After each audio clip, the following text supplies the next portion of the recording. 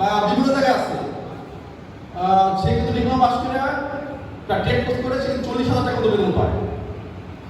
আবার যে diploma pass করতেছে সে ন্যূনতম 10ম গ্রেডের চাকরি করতেছে।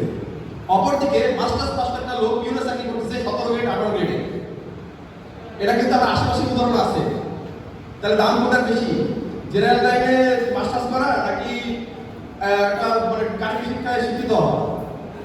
আমি তাই করে বলছি না যে কেউ ডাক্তার হবে ইঞ্জিনিয়ার হবে না, আমি বলতেছি যে ডাক্তার বা বিসিএস বা অন্য কিছু হতে পারা যায়। আমার আওয়াজ এমনি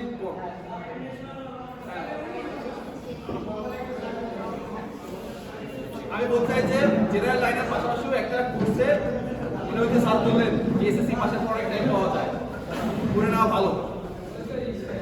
কারণ যতদিন আমাদের ছেলেমেয়েরা কারিগরি শিক্ষার মূল্য বুঝবে না, এদের শিক্ষা মতো দূরের কথা, উগানটাই ফেলবে। আচ্ছা, আমরা দেশের গণ্য না বানাই, আমরা শিক্ষা করার চেষ্টা করি। আর আমার মূল উদ্দেশ্য ছিল যারা শিক্ষার্থী নতুন আসছে তারা এসএসসি দিবে সামনে বা পাস করবে। আমার প্রতিষ্ঠান খোলা আছে, অনেক ট্রেড আছে, সামনে আরো কোর্স আসতেছে। সবাই আপনারা বা তোমরা একটা কোর্স করো। আর পরিশেষে যারা কষ্ট করে দূর থেকে অন্য স্কুল থেকে